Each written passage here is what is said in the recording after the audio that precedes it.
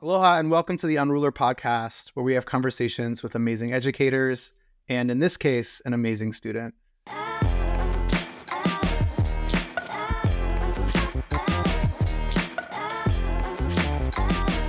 I am proud and privileged to be joined by Tom Thorpe, Director of Colorado Academy's REDI Lab.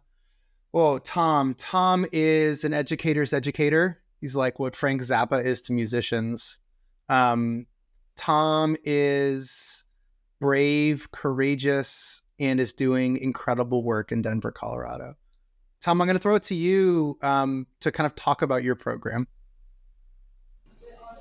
Thanks so much, Aaron. And this story only makes sense when we have a student. So in a few minutes, you're going to hear from the most important person of this conversation, Simone, who is doing great work in the REDI Lab this trimester. But yeah, I'm Tom Thorpe, director and co-founder of the REDI Lab. We started REDI Lab in 2013 with our first student who 2016 with our first student who wanted to learn independently. He thought he could learn deeper and more efficiently if he was out of the classroom. So he was really thinking about the inefficiencies of school. That aligned with something my colleague and good friend at the time, Paul Kim, who's the other co-founder of REDI Lab, who's recently come back. Essentially what we were thinking about was that student agency. When students get to tell their own stories of learning, that's when learning goes very deeply. And so if there's one thing that's going to go throughout this conversation and one thing that goes throughout anything that I do when I work with students or teachers or other partners like Unrulr, it's about what is student agency, what does it look like, and how do we do it better? And so when we say student agency, we mean that we flip the script. The curriculum revolves around what a student is interested in, what they want to do, what they want to learn, and we help guide them every step of the way. They're not left alone out at the sea to float, but we really sit alongside them. We float alongside them and help push their thinking and have them think about things that they have not thought about before. And so Simone's a great example of that. Simone took a really impactful experience that she had, came into the REDI Lab with that idea and has held it lightly, and she's let it grow throughout. And so I'm excited for Simone to tell a little bit about her project. And here's the question for you, Simone. Simone, to kind of start things off, Simone and her friends and peers just had prom on Saturday night. Simone, what do you think would have been different about pre-prom, during prom, or post-prom if all the students who you went to prom, who were at CA, who were part of that prom night, what would have been differently what would have been different if they had experienced the amazing education that you're dreaming up and designing? That's a good question. I didn't think about that when I was at prom. I think that there would just have been a lot more empathy in the planning process. I think for a lot of people, planning prom is like the most stressful part, and there's so much like drama around that. And I think just hearing stories from other people about how they kind of had to scramble to find a prom group, or like they had been told that they can't go with the people that they wanted to go with. I think just feeling that empathy for others and knowing that like for one night, the least you can do is like try to make someone else's night better. I think that would have changed like pre-prom a lot. I love that response. Simone, tell me what you're working on at the REDI Lab. So at the REDI Lab, we start with like a why for our project. And my why was just to like improve the mental health of kids and teenagers in America through education.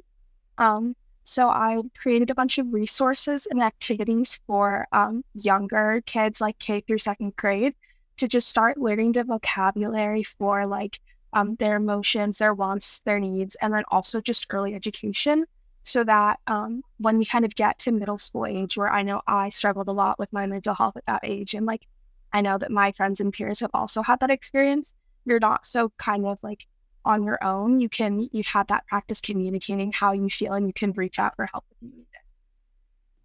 I love it. How did you go from the why to a proposal to iterations of your idea to where you are now?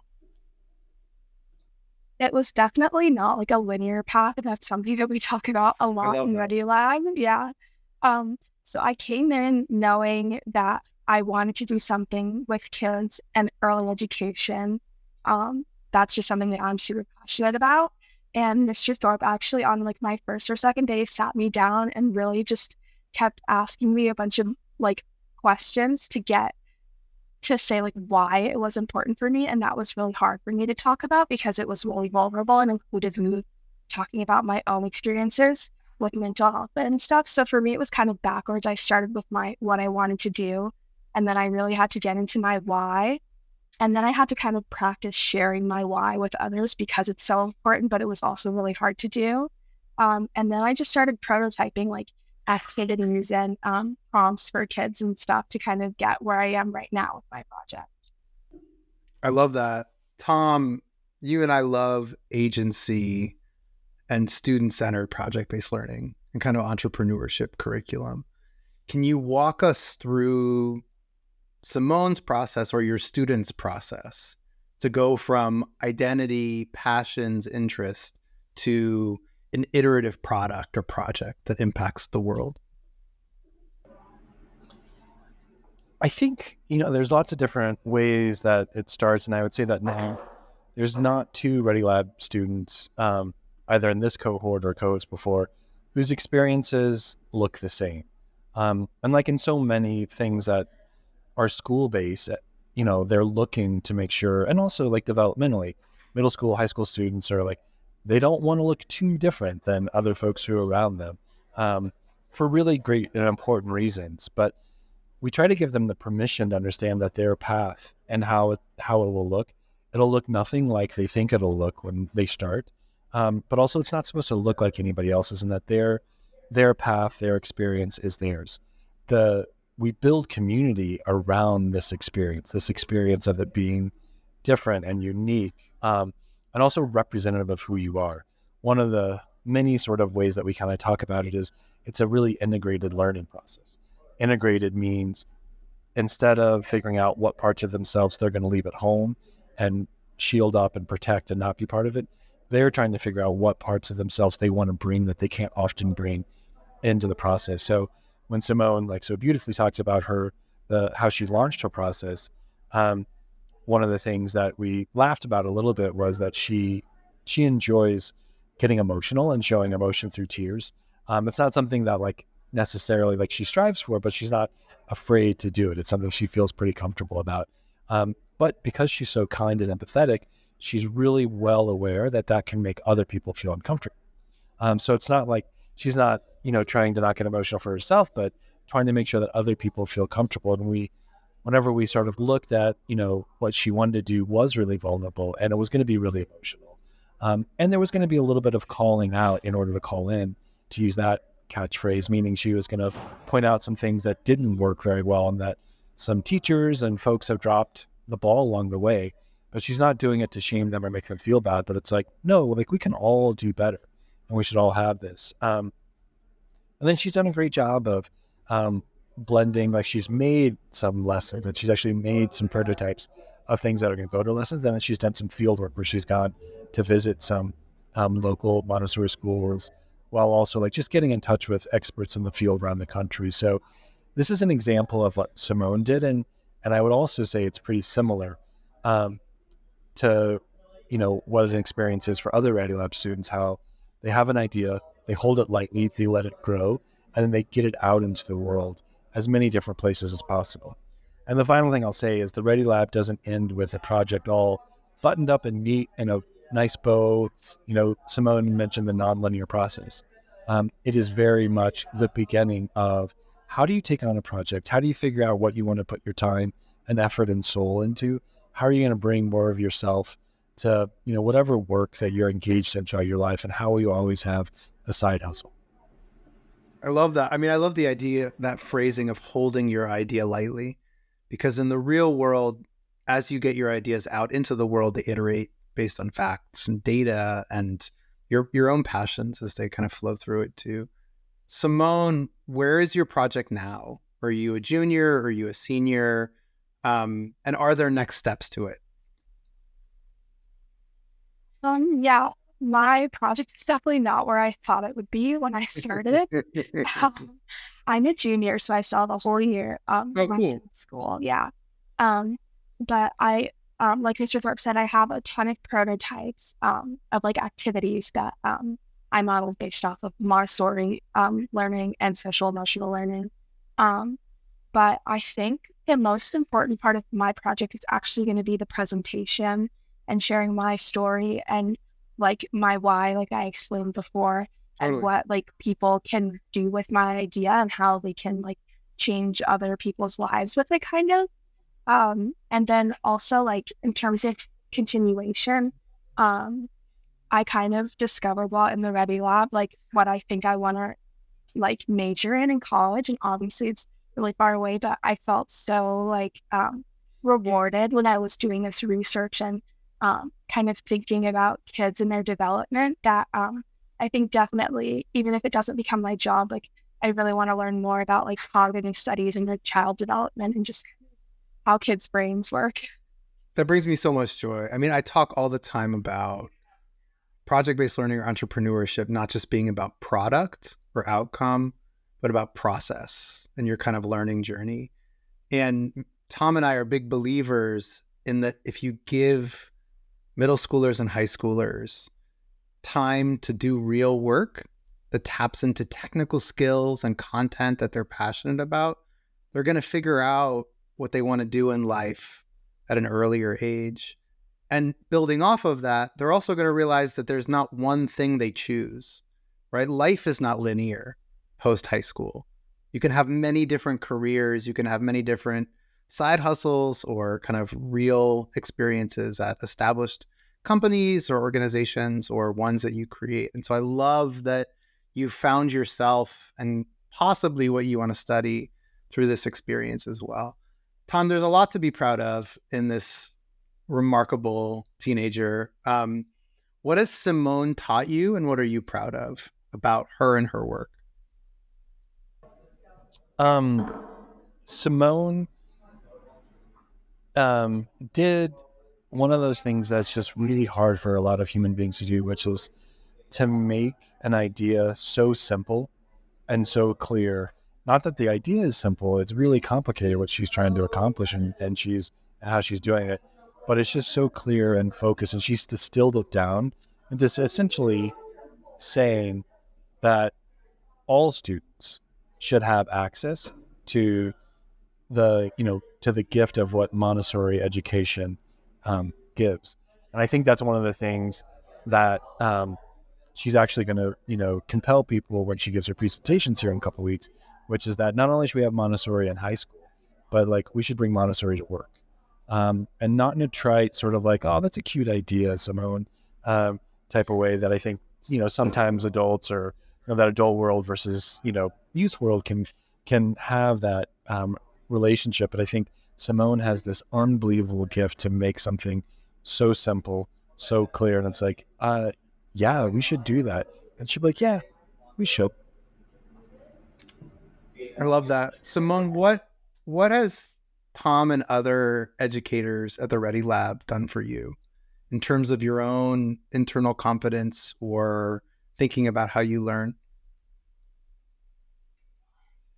I think one of the most like important things that's impacted like my journey at the REDI Lab is how careful like the adults at REDI Lab are with their words. And I think that that's really intentional, but like I've noticed it and it's made me feel more comfortable. Like if you ask them a question and they don't know the answer right away, they'll sit there for like 10 or 15 seconds and think about it. They won't just like try to get you Mm, away and say something that's going to mm. like just satisfy you. And I think that that makes me feel more comfortable to feel vulnerable and not exactly like have the answer the right way.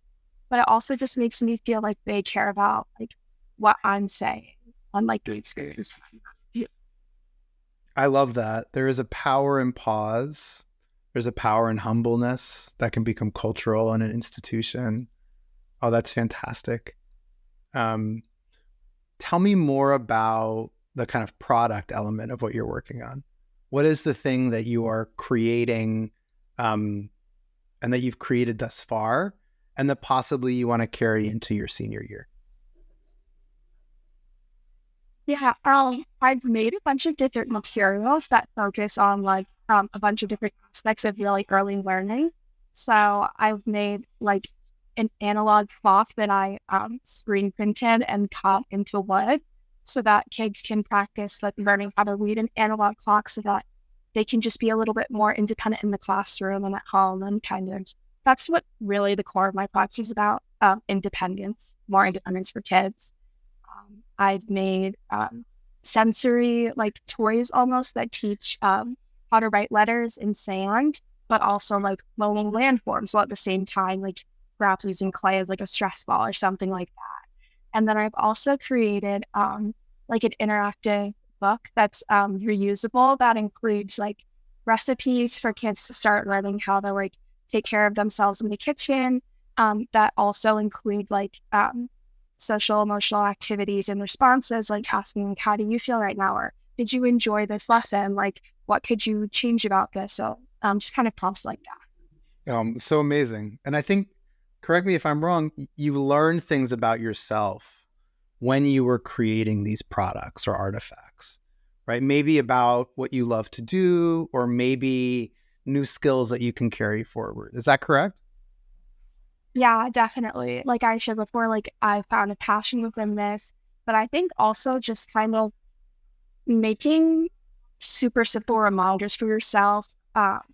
Like if you're kind of trying to teach something to kids, it can also teach you because you're not complicating it so much. Like when I was creating these like prompts of like, how did you feel today? Like, what's something that happened to you today that influenced your mood? Like it kind of just reminds you that it's okay to go up to people and be like, I'm feeling sad right now. And this is what made me feel sad. And this is what you should do to fix it. And just kind of things like that that we sometimes forget.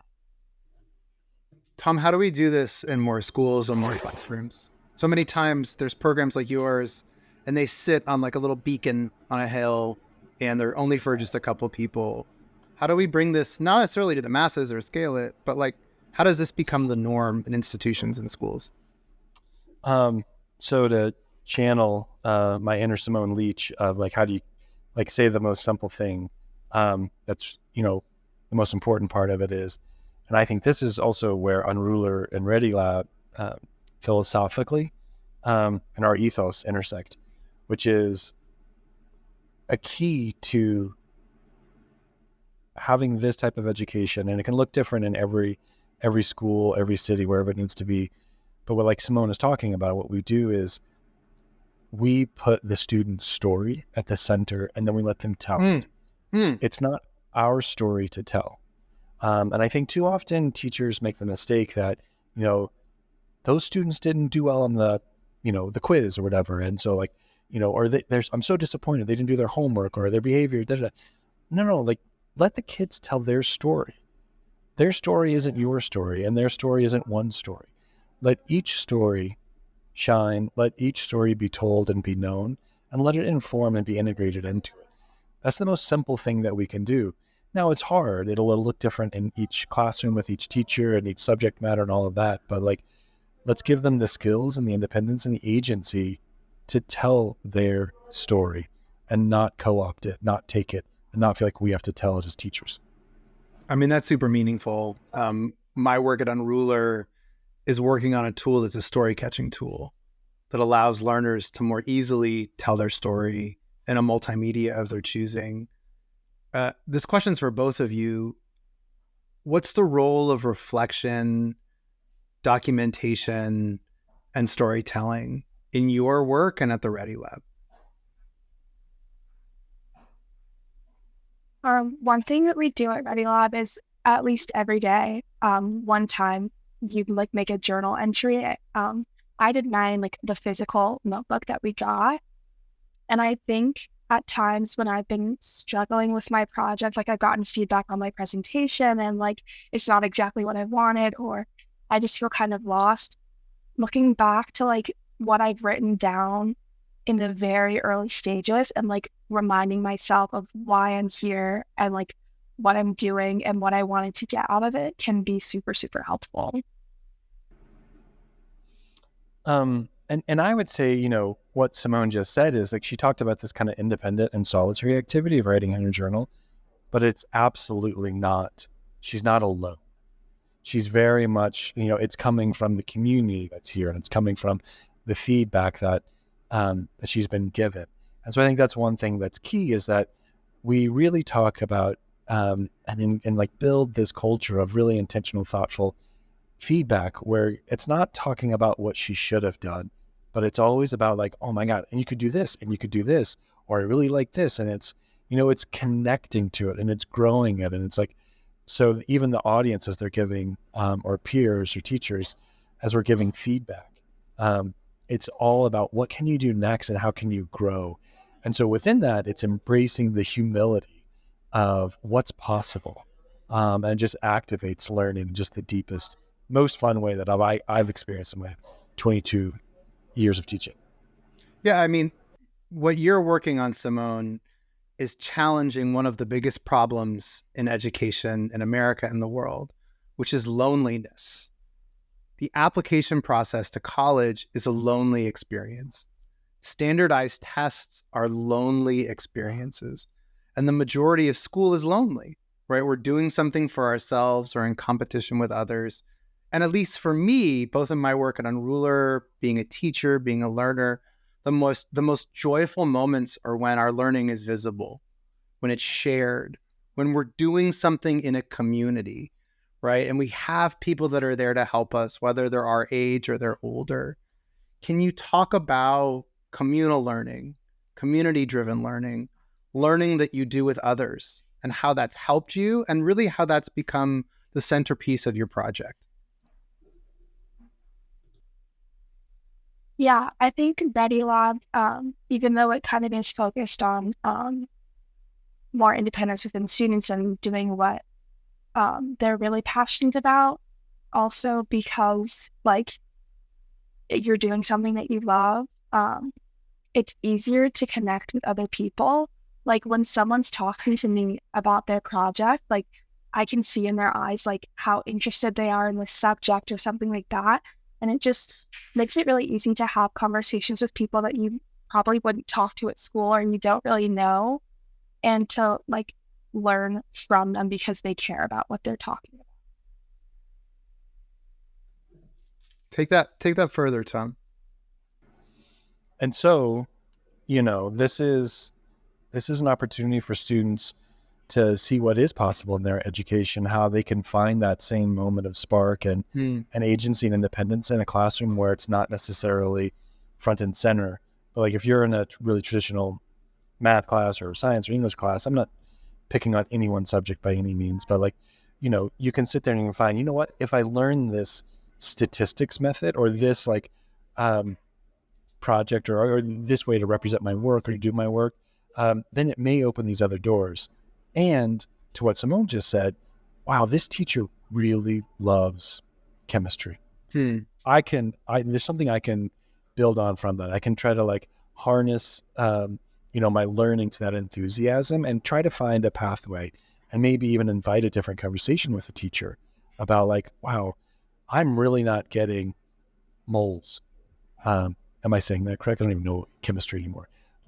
You seem really excited about it, Mr. or Mrs. So-and-so, like, how can you help me find an entry point? So now these students have that experience that they can take out of REDI Lab into traditional class, traditional school, work, relationships, and all of it. And so it's really those moments where they end by one of my new most helpful phrases I've kind of borrowed recently is I never thought of it that way.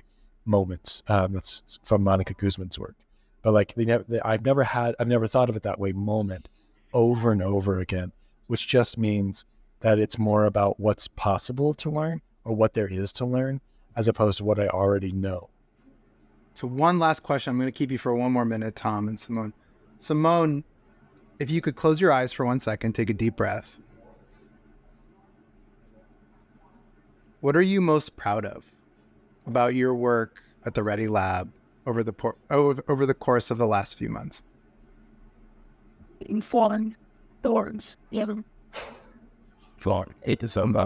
I think I'm most proud of the way that I've communicated my project.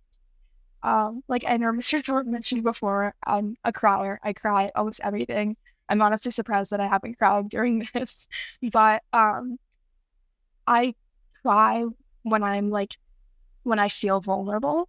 So like getting up in front of all of my peers and like talking about how I've been bullied before, that's like a really scary thing. Like coupled with the fact that I just hate public speaking, like it's terrifying to me. Um, but I think the fact that I've done it anyway and I've like forced myself to keep practicing it and keep like getting better on it so that my message comes across, because that's the thing that's most important to me. And by doing that, like I've grown as a person and I've become more confident in myself and like not second guessing what I'm saying, but also not being afraid to kind of like show the parts of myself and like parts of my story that I haven't really shared with other people before. That is extremely powerful. Thank you for embarking on that work. Tom, thanks for helping to create a community where she can do that. Tom, where can people learn more about the REDI Lab? REDI, that is REDI Lab. It stands for Research, Entrepreneurship, Design, and Inquiry. So REDI Lab at Colorado Academy is probably the easiest place to start to look at it. And the notes, I'm sure Aaron will include my email, which is tom.thorpe@coloradoacademy.org. And what we're hoping to do is partner with as many different classrooms, teachers, organization leaders, school leaders, who would like to learn how to do what we do, which is essentially, and again, another phrase that a friend of mine recently shared with me is, we absorb the risk and we give credit. And so we can help you absorb that risk of what it feels like to, start a program like this that may feel hard and may not feel like a fit, but you're giving credit to the students. And that's really what the shift needs to happen, I think, in education. Let's stop telling their stories. Let's give them the credit so that they can launch. I love it. If you like this video, please subscribe. Please like, but way more importantly, please share. A huge mahalo, Simone and Tom. Thanks for being here.